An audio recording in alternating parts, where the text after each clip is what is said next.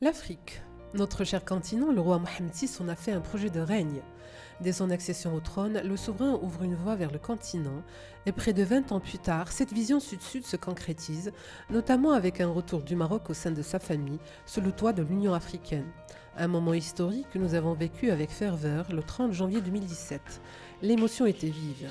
Ce retour est applaudi chaleureusement par la communauté internationale, mais surtout par cette Afrique qui a besoin de toutes ses forces vives pour faire face aux défis du troisième millénaire. Questions migratoires, emploi et épanouissement de la jeunesse, problématiques sécuritaires, développement économique et scientifique, gouvernance et démocratie. Tous les pays africains sont confrontés aux mêmes défis. Sur le plan géostratégique, la politique de la main tendue fera également tomber tous les remparts de défiance alimentés par les adversaires de notre intégrité territoriale. Le roi opère ainsi une percée même au sein des pays les plus hostiles au royaume. Les entreprises marocaines, aussi bien publiques que privées, n'ont pas démérité en réinvestissant le continent, marché à fort potentiel économique et financier certes, mais à fort risque également. En quelques années, les filiales africaines de certains groupes marocains réalisent des chiffres d'affaires en forte progression. Avec sa demande de réintégration de la CEDEAO, le Maroc vit aujourd'hui un nouveau tournant dans sa relation avec ses pays frères. Pour mieux récapituler cette épopée et surtout nous projeter en l'avenir, EcoActu fait le point avec Abdou Diop, acteur dynamique dans la promotion des relations au Maroc-Afrique, à travers sa casquette de managing partenaire du cabinet Mazars, mais également grâce au travail réalisé au sein de la Commission Afrique Sud-Sud de la CGM. Monsieur Abdou Diop, bonjour et merci d'avoir répondu favorablement à l'invitation d'EcoActu.io. Bonjour, c'est avec plaisir que je réponds pour la première fois à EcoActu. J'espère qu'on aura d'autres occasions d'échanger. Avec plaisir. En tout cas, si on est là aujourd'hui, c'est parce que nous venons de célébrer la journée de l'Afrique il y a quelques jours. Et vous êtes tout de même parmi les acteurs les plus dynamiques en matière de promotion des relations entre le Royaume du Maroc et les autres pays de l'Afrique, notamment en votre qualité de managing partenaire du cabinet Mazars, qui fait un travail important sur le continent et qui accompagne également, on va dire, des acteurs publics sur divers marchés et divers secteurs, mais également grâce au travail important que vous avez réalisé au sein de la Commission Afrique et Sud-Sud de la CGM. Et puis, dans une vie très lointaine, vous étiez le président de l'ARCEREM, qui est l'association des ressortissants sénégalais résidant au Maroc. Donc, à travers ces différentes casquettes, juste pour planter le décor, est-ce qu'on peut avoir une idée à l'heure actuelle quelle est la place du Maroc sur l'échiquier africain à la lumière notamment de sa réintégration de l'Union africaine, son élection au sein du Conseil de paix et de sécurité de cette Union, mais également sur l'état d'avancement de sa demande d'adhésion à la CEDEAO? Beaucoup de choses, hein, mais bon, Absolument. c'est vrai que j'ai eu le privilège et la chance d'être présent depuis plus de 15 ans dans cet échiquier des relations Maroc-Afrique, avec ces différentes casquettes que vous avez évoquées. Et il est intéressant de voir comment ces relations ont évolué, je dirais, en moins de 20 ans.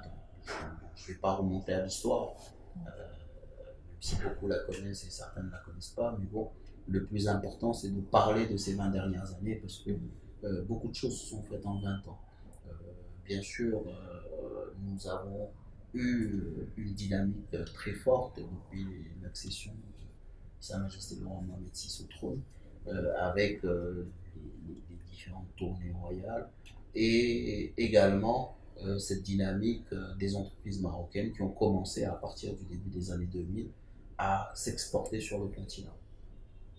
Et c'est vrai que cette dynamique nous a menés en différentes étapes jusqu'à la situation où nous sommes aujourd'hui, qui, pour juste faire un topo rapide, fait que nous sommes deuxième investisseur, ou premier c'est selon, sur le continent, et qui fait aussi que nous sommes premier investisseur en Afrique de l'Ouest. Bien sûr, les choses ont évolué différemment depuis quelques années. Nous avons eu d'abord une phase que je vais appeler empirique, hein, où certaines entreprises, notamment des services, ont ouvert la voie. Ensuite, après l'Afrique de l'Ouest et l'Afrique centrale, on a exploré l'Afrique de l'Est. Et depuis 2014, on peut dire qu'il y a une vraie vision qui est établie, qui part du discours fondateur d'Abidjan, qui trace très clairement la vision panafricaine du Maroc, complétée par toutes les nouvelles ouvertures qui ont eu lieu, les rapprochements avec le Nigeria, l'ouverture vers l'Afrique de l'Est, et surtout le retour en 2017 vers l'Union africaine, qu'on avait quitté pratiquement 30 ans auparavant, et ensuite, dans la foulée, la demande d'adhésion à la CEDEAO. Donc il y a une dynamique qui s'est construite, qui a permis de réellement se positionner en grand investisseur sur le continent. De ce grand investisseur, nous avons construit une réputation forte du Maroc présent en Afrique, du Maroc économique présent en Afrique. Nous sommes revenus à l'Union africaine pour avoir je dirais, cette couverture aussi politique qui est extrêmement importante. Et la CEDEAO qui est aujourd'hui notre dynamique naturelle. Et donc, bon, je peux dire que si on fait l'état des relations, le Maroc est redevenu un acteur clé du continent. Influence que nous avions perdue après la sortie de l'OUA, et parce qu'aussi on n'avait pas réellement un positionnement d'investisseur. Aujourd'hui, non seulement on a un positionnement fort d'investisseur, le Maroc est présent dans toutes les discussions importantes, toutes les résolutions de conflits, toutes les actions sociales. Nous sommes revenus à l'Union africaine, nous avons un positionnement sur l'entrée à la CEDEAO avec un accord de principe qu'il faut saluer et qui est extrêmement important. Nous sommes impliqués dans des sujets très importants. Sa Majesté est en charge de l'agenda sur la migration au sein de l'Union africaine, donc c'est un sujet qui est extrêmement important pour le continent. Nous nous positionnons sur des sujets où nous portons quand même, je dirais, le leadership sur le continent, notamment aujourd'hui, on parle partout de la politique énergétique du Maroc. La centrale Nord est une référence mondiale, elle est africaine, elle est marocaine, donc c'est quand même un positionnement fort. Le Maroc candidate pour l'organisation de la Coupe du Monde au nom du continent africain. Donc on a une position qui est aujourd'hui une position très importante. Et par-dessus tout, on a un souverain qui est le roi Mohamed VI, qui est extrêmement apprécié par ses pairs et également par toutes les populations, tous les peuples africains. Donc ça aussi, c'est extrêmement important et ça donne un positionnement du Maroc qui est très intéressant et sur lequel il est utile de construire et de renforcer une dynamique continentale. Avant de parler on va dire, du capital sympathie que le Maroc s'est constitué ces dernières années, accentons un petit peu sur tout ce qui est économique, partenariat financier, etc. Au sein de la commission Afrique et Sud-Sud, vous avez instauré une sorte de mécanisme très important, celui du suivi de l'état d'avancement des conventions signées. Aujourd'hui, est-ce qu'on peut avoir une sorte de panorama sur les secteurs les plus en avant et qui sont les plus dynamiques au sein de l'Afrique et les autres qui suivent un peu derrière? Est-ce que vous avez une idée plus ou moins sectorielle de cette présence en Afrique? Oui, les positionnements sont très clairs. Aujourd'hui, bon, on a une position extrêmement forte dans les secteurs financiers, qui est bien sûr le premier secteur, à la fois en termes de conventions, en termes d'actions, même d'investissement. Donc aujourd'hui, dans le secteur financier, nous sommes quand même présents en termes bancaires et assurances dans plus de 34 pays du continent, ce qui est très important. Derrière, il y a aussi, au-delà de cette position, le fait que nos banques financent fortement les économies et les projets de développement de plusieurs pays africains. Ça, c'est important. On contribue à l'inclusion financière parce que, effectivement, au-delà de la simple bancarisation, il y a toute une dynamique d'intégration de nouveaux produits, d'inclusion, de bancarisation d'un certain nombre de personnes exclues du système. Pareil pour l'assurance, où on a pu dynamiser le marché de l'assurance africaine. Et aujourd'hui, les acteurs, comme les acteurs sud-africains, s'appuient sur les entreprises marocaines pour se développer sur le continent. Après cela, qui a été le levier premier, on a eu un positionnement très fort sur d'autres services, notamment tout ce qui est lié à l'économie numérique, que ce soit les télécoms ou tout ce qui est nouvelles technologies, puisque aujourd'hui, on a une présence quand même très forte de Maroc Télécom dans de nombreux pays. Mais au-delà de Maroc Télécom, on a des leaders des nouvelles technologies qui sont présents dans plus de 30 pays africains avec des positions assez intéressantes. Et on l'a vu, ces leaders des nouvelles technologies ont été d'ailleurs les premiers à ouvrir les marchés d'Afrique de l'Est ou d'Afrique du Sud, puisqu'on a des acteurs comme HPS qui aujourd'hui sont présents avec des filiales en Afrique du Sud. Donc, bien sûr, avec l'offshoring également, donc dans les services. Ensuite, on a eu progressivement, après les sociétés de services, une vague que je vais appeler des constructeurs et des bâtisseurs, puisqu'on a des acteurs, que ce soit dans l'aménagement avec les grands projets, que ce soit la baie de Cocody ou les canaux de Pangalang à Madagascar, ou maintenant peut-être l'aménagement de la baie du fleuve Niger. On a eu aussi des immobiliers qui se sont développés avec aujourd'hui en nombre d'unités de logement. Le Maroc est quand même un des premiers constructeurs sur le continent, en Afrique de l'Ouest et en Afrique centrale, même avec certains projets en Afrique de l'Est. Depuis 3 ans, on a une forte présence et un fort développement industriel avec le côté pharmaceutique, les cimenteries, mais aussi des industries agroalimentaires ou autres. Donc il y a une dynamique qui est en train de se développer, qui est partie du secteur financier, qui s'est renforcée avec le secteur de l'économie numérique et les autres secteurs des services, qui a pris un positionnement fort dans les infrastructures et tout ce qui est immobilier, qui maintenant est en train de se développer dans l'industrie, que ce soit l'industrie, je l'ai dit, les cimenteries, l'industrie agroalimentaire, mais aussi l'industrie électrique, qui a permis de développer le savoir-faire marocain dans un certain nombre de pays, tout ce qu'on a fait en matière d'électrification rurale, etc. Donc il y a tout un panorama de secteurs où le Maroc s'est fortement développé sur le continent, où nous avons eu à signer différentes conventions, qu'elles soient dans le cadre de tournées royales ou qu'elles soient dans le cadre plus privé-privé. Et ces conventions donnent lieu aujourd'hui à un monitoring régulier, à la fois du côté de la CGE, mais aussi des acteurs publics, puisque le ministère en charge des Affaires africaines a pris en main ce volet, et ce qui nous permet effectivement de suivre régulièrement ce qui se fait dans les différents pays par nos opérateurs économiques. Et je dois le dire, aujourd'hui, étant premier investisseur en Afrique de l'Ouest et du Centre et deuxième investisseur sur le continent, il y a eu un chemin parcouru, et d'autant plus à saluer que l'investissement sur le continent n'est pas quelque chose d'aisé, et quelque chose de difficile, il faut le rappeler. Nous sommes en compétition avec beaucoup d'acteurs, quelquefois sans avoir les mêmes moyens, mais malgré ça, les entreprises marocaines tirent leur épingle du jeu et essayent de lever au plus haut le drapeau de la marque Maroc. Justement, en parlant de, comment dire, de la détermination des entreprises marocaines, au courage à aller investir des marchés face à des mastodontes, il y a la question du capital sympathique que ces entreprises et le pays de manière générale a constitué auprès de ces pays.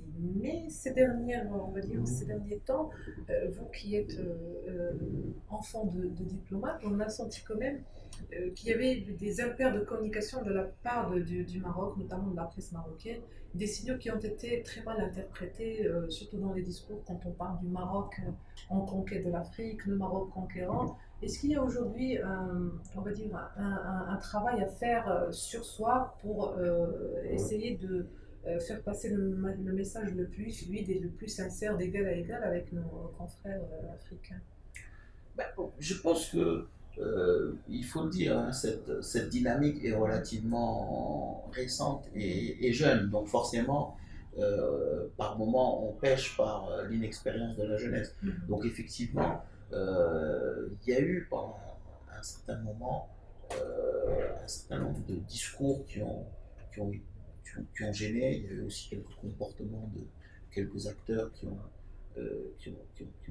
un peu fait pâtir par moment l'image.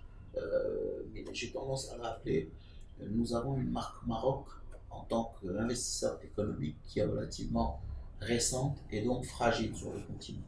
Et quand je dis fragile, c'est que quand vous achetez un produit allemand, il tombe en panne, vous allez d'abord questionner votre manière de l'utiliser, questionner un certain nombre de choses, parce que Tellement vous il est avez toujours réputé. en tête que le produit allemand est fiable. Quand vous achetez un produit chinois, dès qu'il y a une petite chose, vous allez dire c'est chinois. Aujourd'hui, la marque Maroc en tant qu'investisseur est une marque qui est encore en phase de test, je dirais, qui est fragile. Donc forcément, on a chaque acteur marocain qui est sur le continent a un rôle d'ambassadeur de la marque Maroc, parce que son action entraînera forcément une contagion sur la marque Maroc. S'il réussit bien son projet, on ne va pas dire telle entreprise ou telle entreprise a réussi le projet, on va dire les Marocains ont réussi le projet. Quand vous passez devant un projet dans un pays du continent, on vous dit ah, ce projet-là, il a été gagné par les Marocains, ou il est réalisé par les Marocains. On ne vous dit pas telle entreprise ou telle entreprise, parce qu'il y a une assimilation de tous les Marocains comme une seule marque. Et donc ça crée une fragilité qui peut être bénéfique quand les choses sont très bien faites et qui peut être aussi contagieuse lorsque les choses sont mal faites. Donc par moment, il est important que ce suivi puisse justement identifier les choses qui ne marchent pas, pouvoir les adresser et apporter des solutions pour que justement on n'ait pas un effet peut-être de contagion qu'on ne souhaiterait pas. Et autre chose aussi, dans la communication, c'est vrai que on a été victime d'un certain nombre de choses. D'abord, le fait qu'il y ait eu une vague importante de migrants vers le Maroc, vers un certain nombre d'autres pays du Maghreb, et qu'il y ait eu un amalgame par moment entre le traitement que dont certains migrants ont pu faire face dans d'autres pays avec l'ensemble des pays de la région, a aussi joué un rôle par moment négatif sur la marque Maroc. Et le fait aussi que qu'on soit très présent dans un certain nombre de secteurs, notamment dans le secteur bancaire ou encore dans le secteur immobilier, a pu gêner certains acteurs de secteur privé d'autres pays et qui ont Un petit peu par participer à ce dénigrement par moment de la marque Maroc. Donc, c'est normal hein, quand.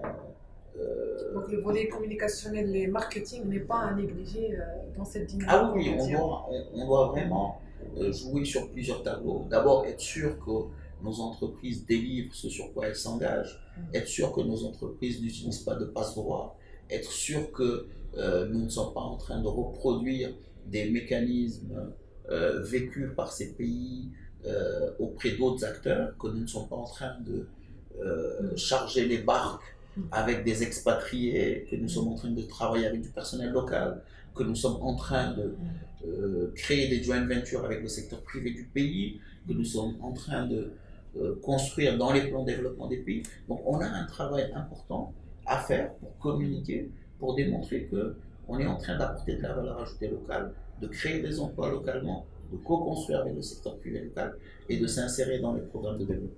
Et ça, bon, par moment, on n'a pas su utiliser les bons canaux de communication, en tout cas véhiculer les bons messages, et ça a par moment joué. Je pense qu'on a quand même une marque Maroc qui, à travers notamment toute l'appréciation que ces pays ont de Sa Majesté, reste une marque très acceptée et forte sur laquelle on peut continuer à construire. Justement, hormis ce volet, on va dire, financier et économique, il y a un volet, on va dire, social et humain très important et qui s'illustre par le fait que ce soit Sa Majesté le roi Mohammed VI qui soit chargé du programme sur la question migratoire et sur la question de la jeunesse. Que revêt ces thématiques en termes d'enjeux pour le continent actuellement? Je pense qu'aujourd'hui, il y a un continent qui a plus de 70% de population qui a moins de 25 ans, qui va passer de 1 milliard et quelques à 2 milliards dans moins de 30 ans.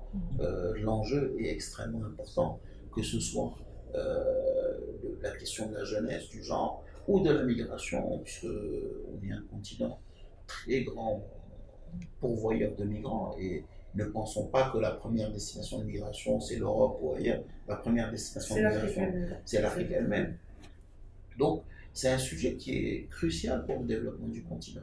Et je pense que l'action du Maroc, que ce soit à travers ce qu'on a construit dans le cadre de l'initiative de développement humain, toutes les politiques migratoires sur lesquelles le Maroc a travaillé, les deux fortes campagnes de régularisation et la manière avec laquelle le Maroc gère aujourd'hui la problématique migratoire des subsahariens au Maroc, et encore tout l'appui que le Maroc apporte au sujet de migration, que ce soit au nord du Sahel ou dans certaines régions, on fait qu'on considère que le Maroc est un acteur clé, que sa ministre est un acteur clé qui peut apporter beaucoup de choses à ce dossier des migrations.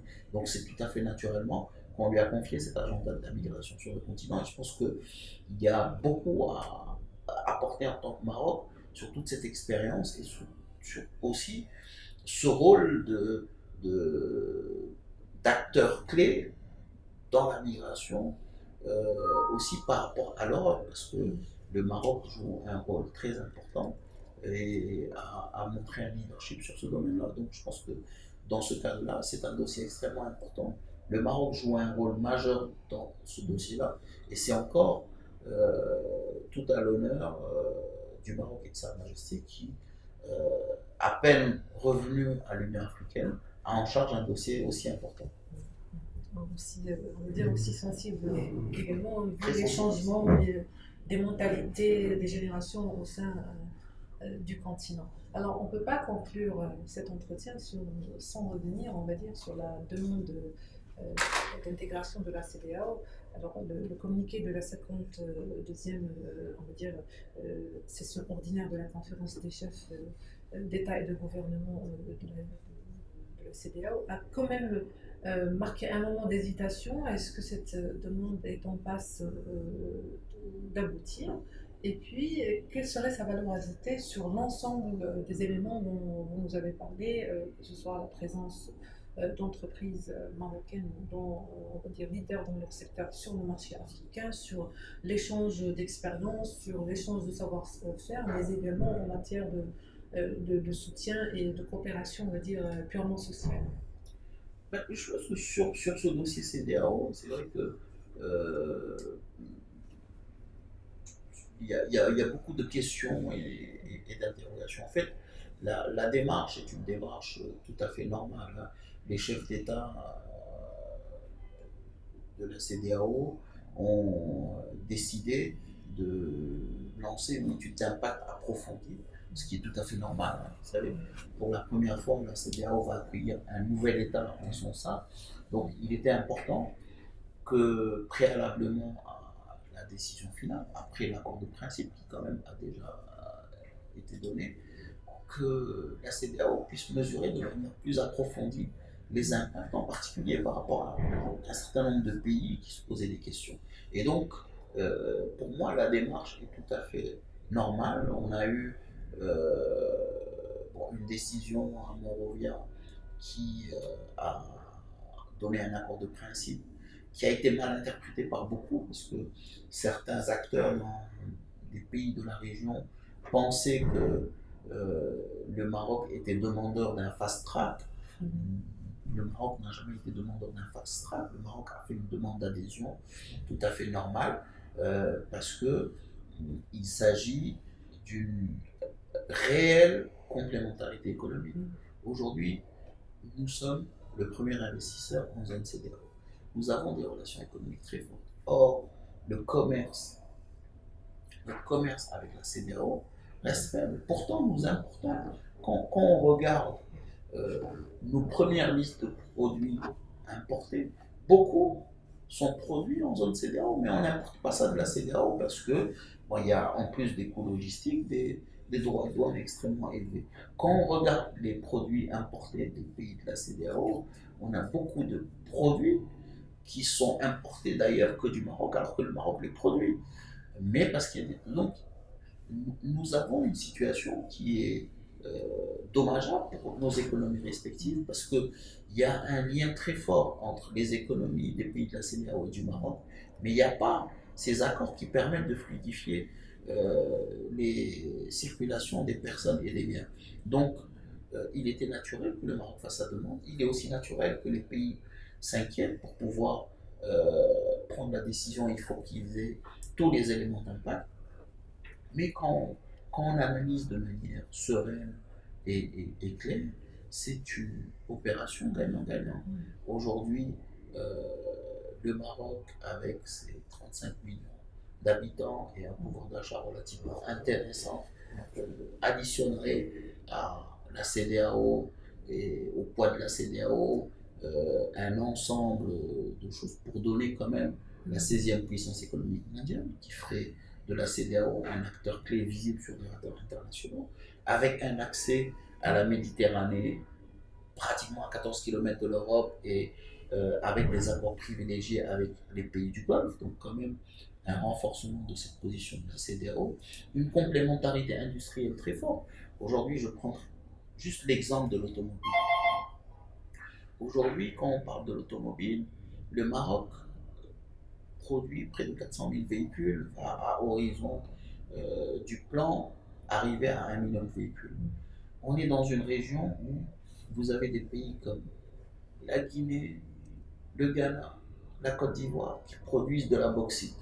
La bauxite est vendue brute. Elle peut être transformée en alumine pour servir de matière à la carrosserie des véhicules au Maroc. Donc on peut avoir une co-industrialisation de tous ces pays-là. Les équipementiers installés dans la région. On a la Côte d'Ivoire et le Ghana qui produisent énormément des verres, qui est la matière première pour le caoutchouc et pour les pneus. On peut avoir une industrie du pneu qui se construirait dans ces pays. On a le Nigeria qui fait beaucoup de pièces de rechange. Donc on peut augmenter de manière très forte dans la région le niveau d'intégration de la production automobile pour servir aussi tous ces pays-là. Donc aujourd'hui, niveau d'intégration qui est très faible en Afrique. Oui, qui est très faible, mais qui peut se renforcer à travers. Donc l'apport du Maroc dans la CEDEAO et cette complémentarité est très bénéfique. Et j'ai cité que cet exemple de l'automobile. On peut citer le même exemple dans le textile avec le coton.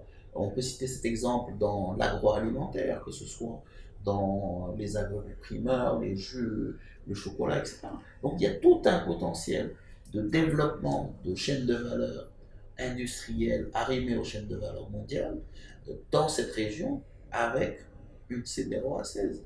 Donc franchement, à long terme, on est tous bénéficiaires. Et comme j'ai tendance à dire à tous mes frères de la région, un nouveau pays dans la CEDEAO ne pourrait qu'être bénéfique aux populations. Les populations sont toujours gagnantes. Et ça doit être notre première prisme de lecture. Et si les populations sont gagnantes, les pays sont gagnants forcément. Et selon vous, quel serait le meilleur échéancier? Une grosse machine, une telle grosse machine, ça prend combien de temps pour que cette demande d'intégration soit réellement effective? Vous savez, pour moi, il faut donner le temps au temps. C'est pas un sujet simple. Il y a beaucoup de paramètres. Il y a l'aspect libre circulation des personnes et des biens. Il y a les politiques communes. Il y a tous les sujets de convergence. Il y a la partie de la monnaie, la question monétaire, effectivement. Il y a beaucoup de sujets qui doivent être traités après avoir traité les questions juridiques. Donc, échéancier aujourd'hui, ce qui est clair, c'est qu'il y a des rendez-vous. Il y a le rendez-vous de l'étude d'impact. Bon, je pense que dans les 3-4 mois à venir, il y aura la finalisation de l'étude d'impact. Après, il y aura différents rendez-vous, il y aura des discussions, il y aura des négociations. Vous savez, on a pris combien d'années pour négocier avec l'Europe alors que ce n'était qu'un accord de libre-échange, on n'était pas dans de l'intégration. Donc il faut, je pense, laisser le temps au temps, faire nos homework, faire notre travail, identifier les sources de synergie, que les différents acteurs se rapprochent entre eux, que nous, entre secteur privé, nous puissions discuter, voir comment, entre secteurs privés de la région, profiter des meilleures synergies pour que l'intégration du Maroc à la CEDEAO soit réellement quelque chose de bénéfique pour les secteurs privés et in fine pour les populations et pour la compétitivité de nos économies. Donc pour moi, il n'y a pas à se précipiter, il faut donner le temps au temps et à ce que les choses se fassent dans les règles. Monsieur Abou Diop, je rappelle que vous êtes partenaire cabinet Mazar, qui a accumulé une grande expérience en matière d'accompagnement de veille économique et stratégique dans le continent. Merci d'avoir répondu à nos questions. Ce fut un grand plaisir. Plaisir partagé. À notre prochaine rencontre. Ciao. Merci.